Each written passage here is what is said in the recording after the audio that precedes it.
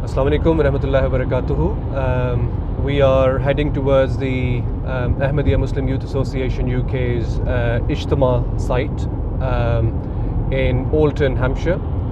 This is the third and last day of Ijtema. Yesterday, we interviewed some of our members of the Ahmadiyya Muslim Youth Association and asked them what does Islam mean to them personally. We heard, words like peace, harmony, loyalty to the nation, service to God, service to humanity, etc. But today, inshallah, when we go to the site, I'll try to speak to some of the people and ask them, are these just mere words, or does Ahmadiyya Muslim community put these words into practice as well or not? As this is the teaching of the Ahmadiyya Muslim community, which follows the Holy Quran, which follows the practice of the Holy Prophet Muhammad, peace upon him. These teachings have been revived by the founder of the Ahmadiyya Muslim community, who claimed to be the promised Messiah and Imam Mahdi, Hazrat Mirza Ghulam Ahmad Qadiani alayhi salatu wassalam. And he was very clear in his teachings that Islam, if you want to summarize Islam, Islam can be summarized in this sentence that it is service to God and service to His creation, to humankind. So the first thing, for example, we do is that we want the youth to be knowledgeable about their own faith, and the Caliph and the head of the Ahmadiyya Muslim community, worldwide Ahmadiyya Muslim community, Hazrat Mirza Masroor Ahmad, may Allah be his helper, has repeatedly said that you should know your faith, because if you know your faith, then it is very difficult for others with vested interests to exploit you in any way. Secondly, when it comes to the wider community, the Ahmadiyya Muslim Youth Association, for example, will hold regular blood donation sessions. The members of the community will go in groups or individually to donate blood. So there are some Muslims around the world, unfortunately, who would shed blood of others in the name of Islam. And here we have this Ahmadiyya Muslim community that is ready to give their own blood to save lives of others. And that is the true essence of Islam, because the Holy Quran says that anyone who kills one person, it is like he has killed whole of humankind. And somebody who saves even one person, it is like he has saved whole of humanity. Then, for example, every year, Akram Sahib, you would know it as well, that when it's 1st of January, end of the year, people celebrate the end of the year, and there's a lot of mess on the streets as well, which is caused by that. So what we do then is that on the 1st of January, the members of the Ahmadiyya Muslim Youth Association countrywide, they would go out voluntarily, and they would voluntarily litter pick. So there'll be litter picking sessions, and we'll clean the streets early mornings.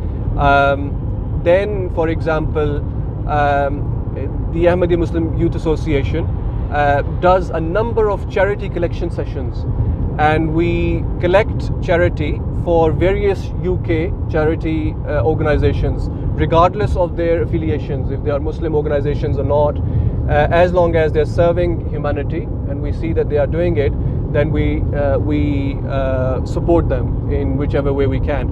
And last year alone, for example, I know that the Ahmadiyya Muslim Youth Association collected over £1 million in just 1 year for various UK charities, UK-based charities.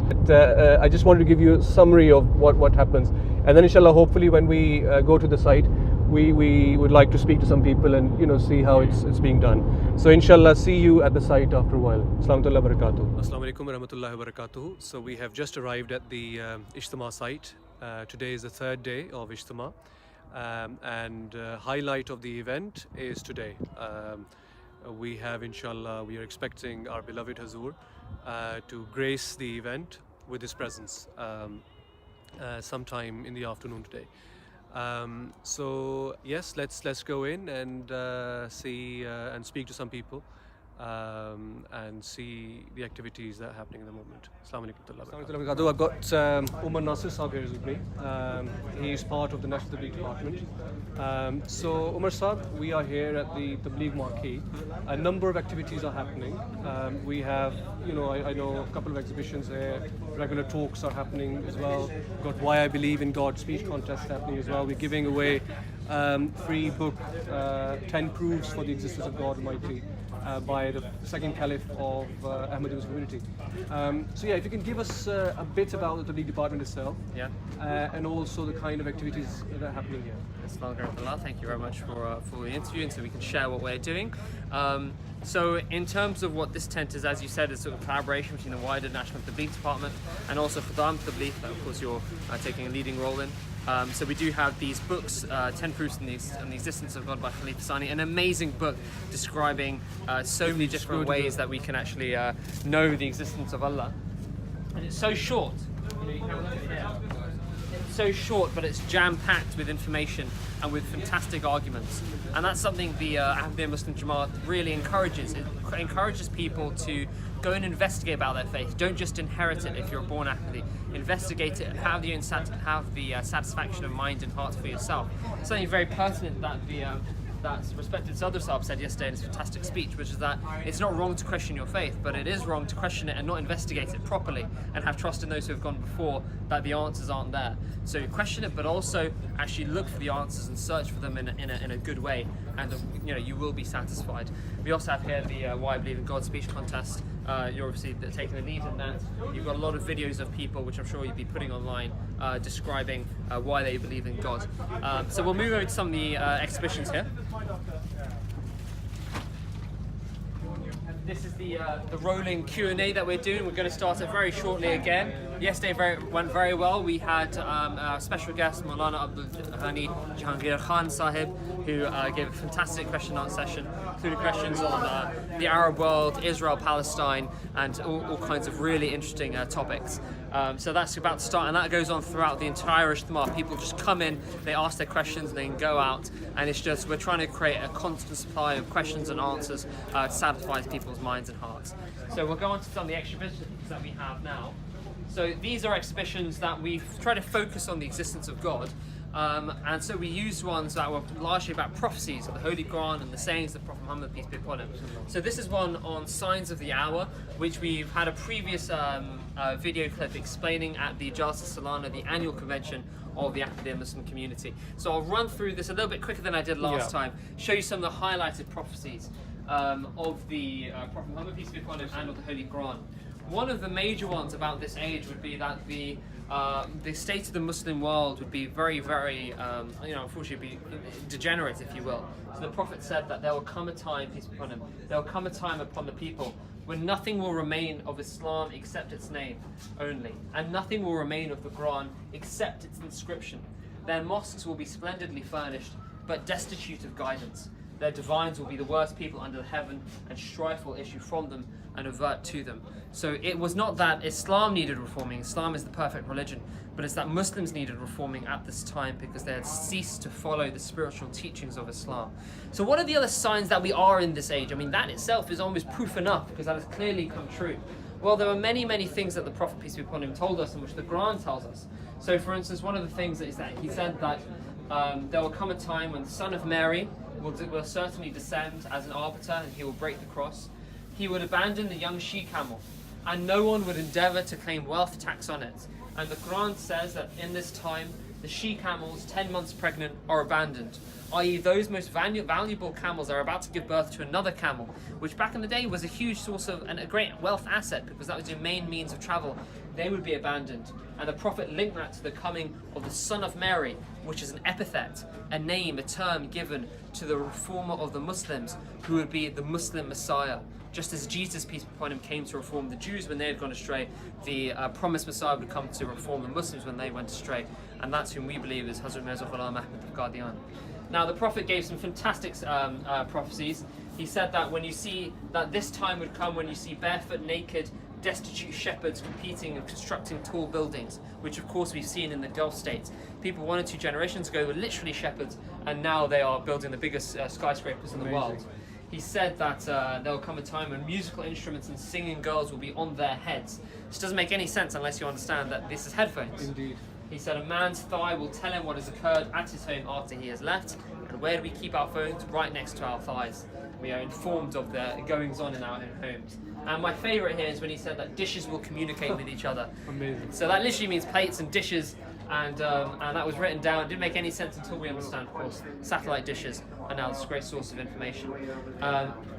We have many others things here. You know, we particularly talk about the promised Messiah, Hazrat Mirza Ghulam Ahmad of Qadian, and we show how he was even physically described by the Prophet Muhammad, peace be upon him, where he was described as having, he was a man of brown colour, the best one can see among brown colour, and his hair was long that it fell between his shoulders. And at the end he is told that this is Jesus, son of Mary. So he was the metaphorical Messiah for our time, and he was the one whom it was prophesied about that he would break the cross, meaning he would demolish the doctrines of Christianity through his arguments, and through his spiritual purification he would kill the swine, i.e. that those people who have swinish tendencies, low morals, would be reformed through him, and they would also be vanquished in the theological arena by him.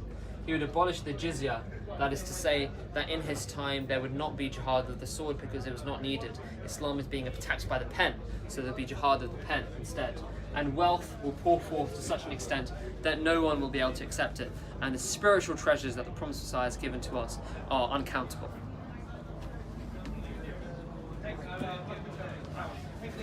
And there are so many more prophecies here about the sun and the moon, the eclipse of the sun and the moon, the plague that would come.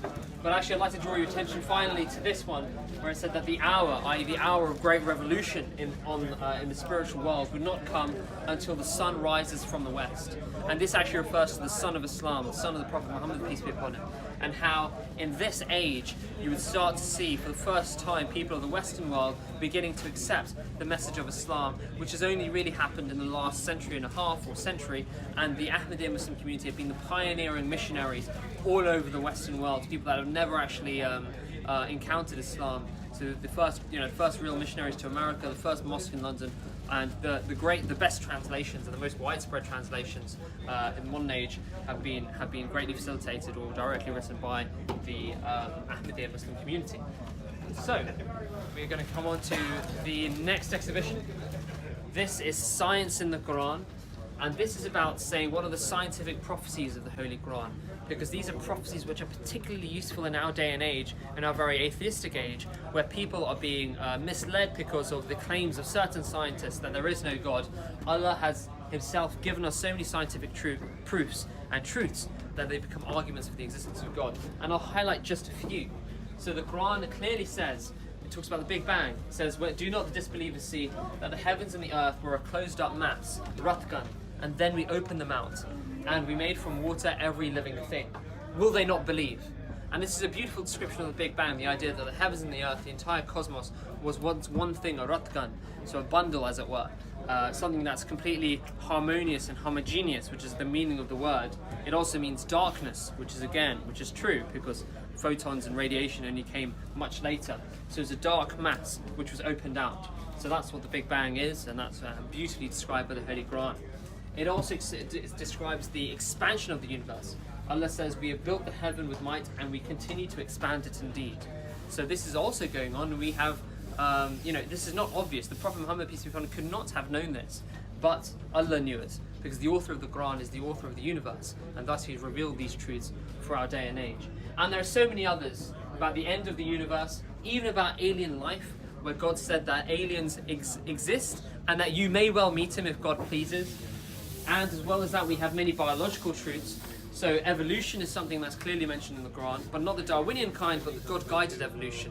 And in fact, the first major theorists of evolution were Muslim scientists, such as the Brethren of Purity, the Ikhwan as-Safa, who wrote on evolution, and many other famous Muslim writers, even from poets and saints such as Rumi, rahimahullah, and Ibn Khaldun, another scholar, talked about evolution, and it's because it is clearly mentioned in the Holy Quran.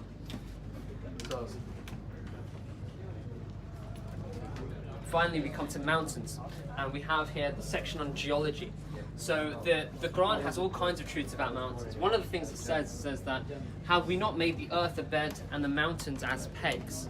Now, a mountain as peg, how can you understand this in the past? Mountains are the opposite of peg. It's going all up into towards the heavens. It's not going down to towards the earth. But actually, we know now that this is what happens when you have a mountain forming. You have a mountain range forming. As it goes up, it also goes down and forms the anchor.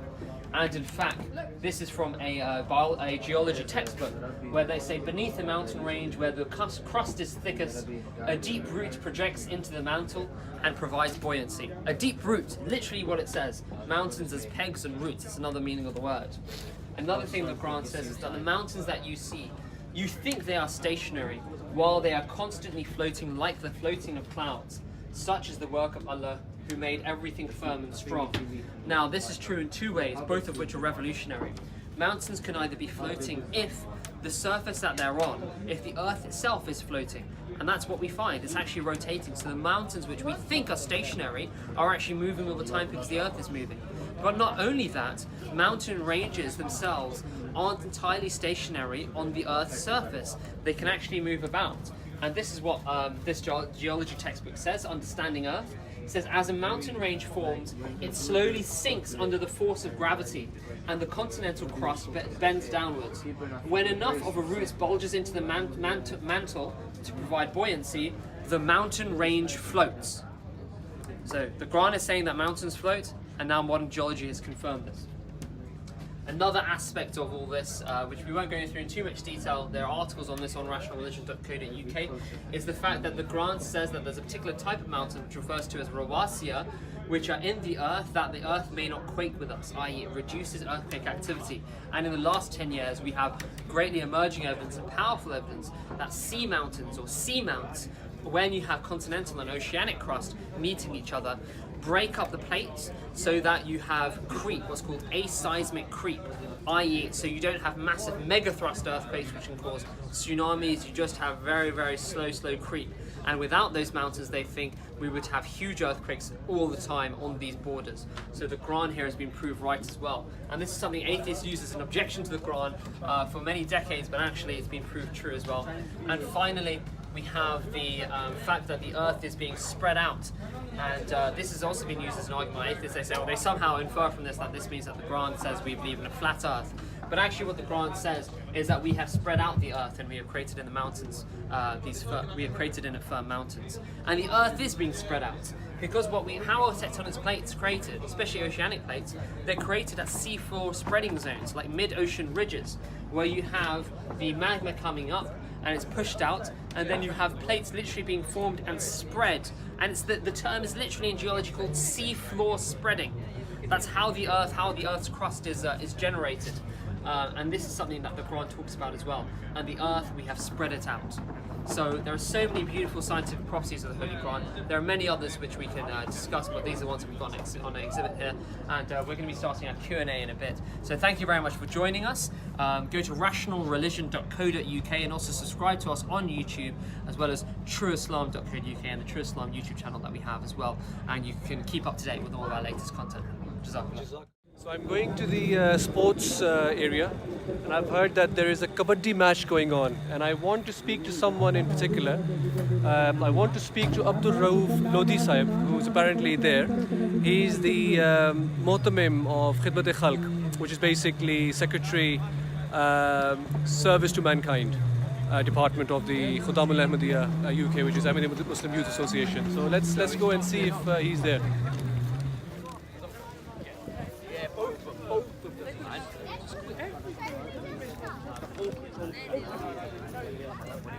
I can see Lodi Sahib there, so let me speak to him now.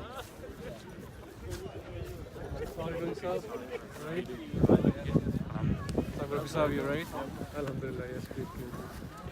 So, looks like if you're not busy, No, I'm can I fine. just Yeah, take- yeah, okay. yeah, absolutely. Yeah. So, first of all, Ijtema Mubarak. How's it going?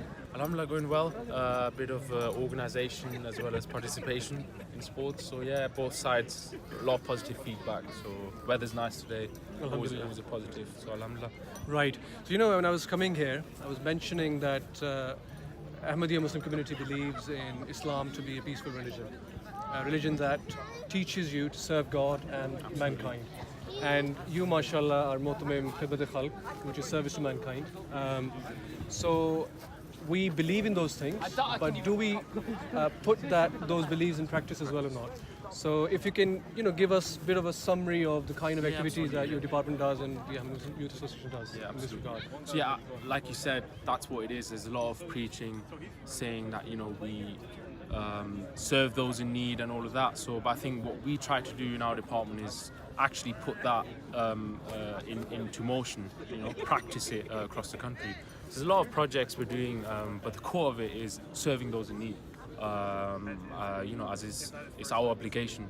So we utilize youth members across the country. There's various projects happening on a regular basis. There's welfare programs where we share meals with the homeless people. We serve meals to them, whether it's packed meals. We even just work with other organizations where our youth members go to churches, soup kitchens, and just help with manpower where they serve the meals out.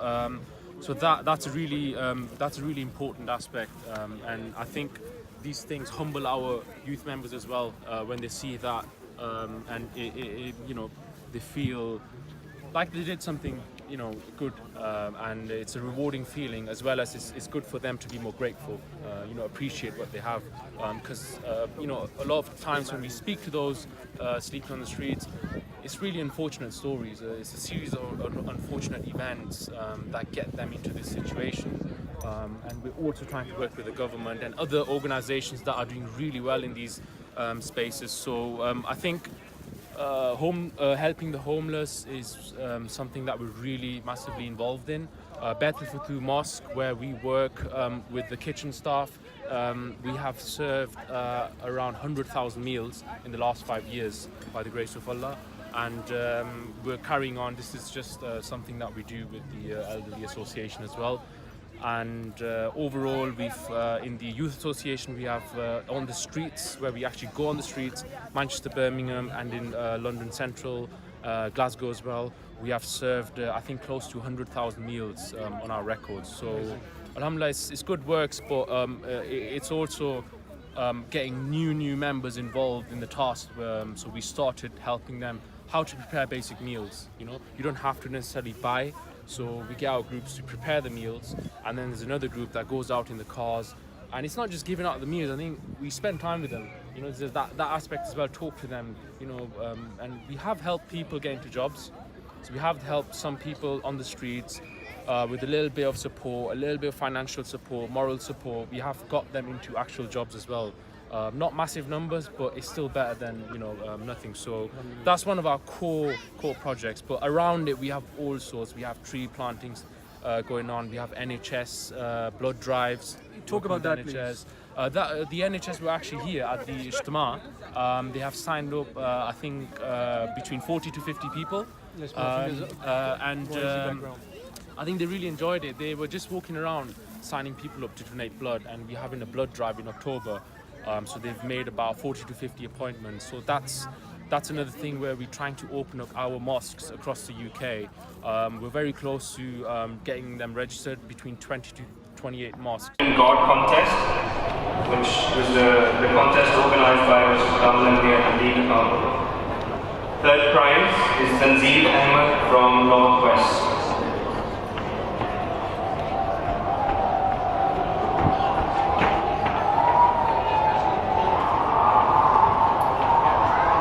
Bilal Ahmed from Northwest, who is third for the Why I Believe in God contest. Second prize, Sultan Muhir Sahib from Sheffield.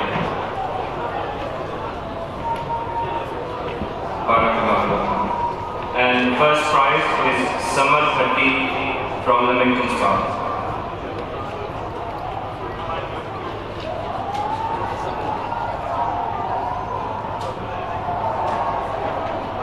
Samar Bhatti Sahib from Leamington Barakallahu. Assalamu alaikum warahmatullahi wabarakatuh. I've got 3 winners of the Why I Believe in God speech contest. I've got Samar Bhatti, mashallah, he came first in the speech contest. Next to him is Sultan Adil Munir. He came second in the speech contest.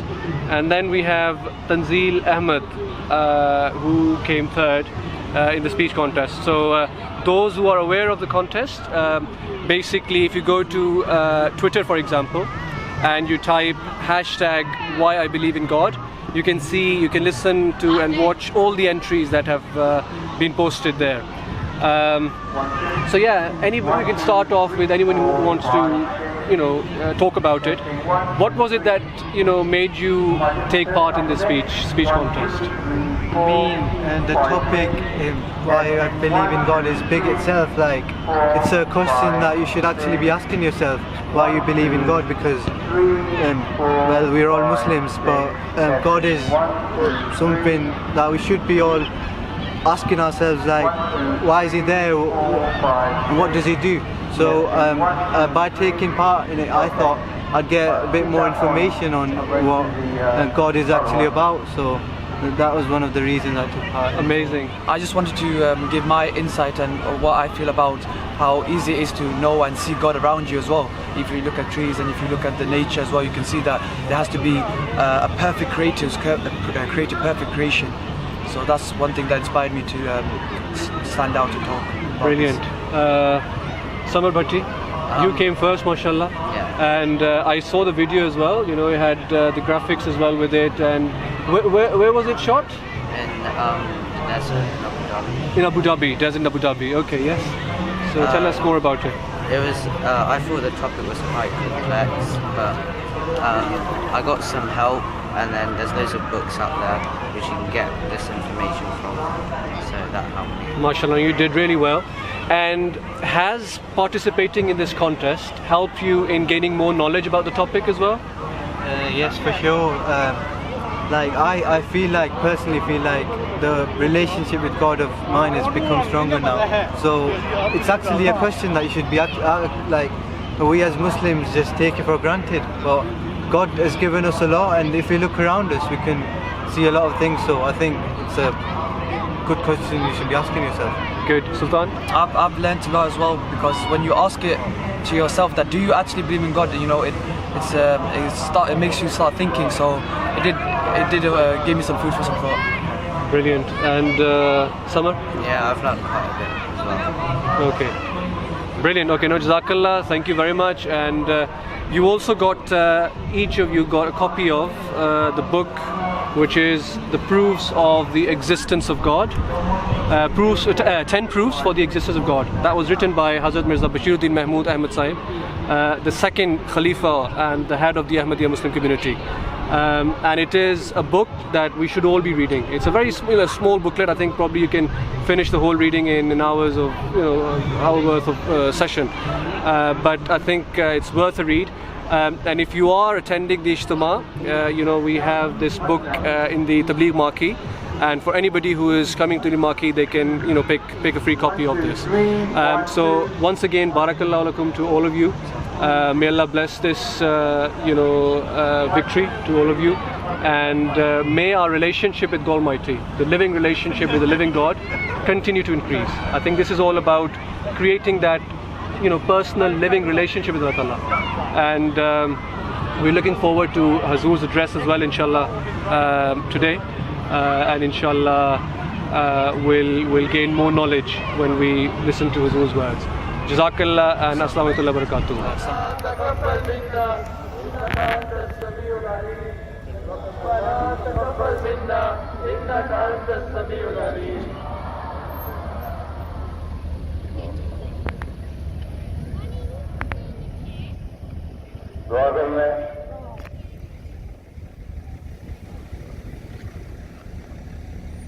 I solemnly pledge that I shall always be ready to sacrifice my life, wealth, time, and honor for the sake of my faith.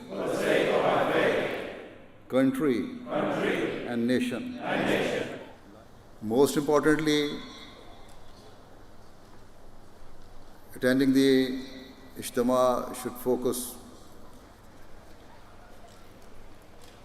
the minds of all participants on the foremost requirement of strengthening their bond with Allah the Almighty.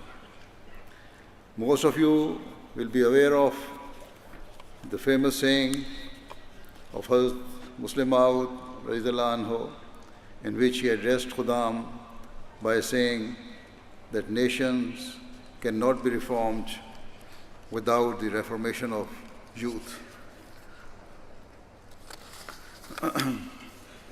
These enlightened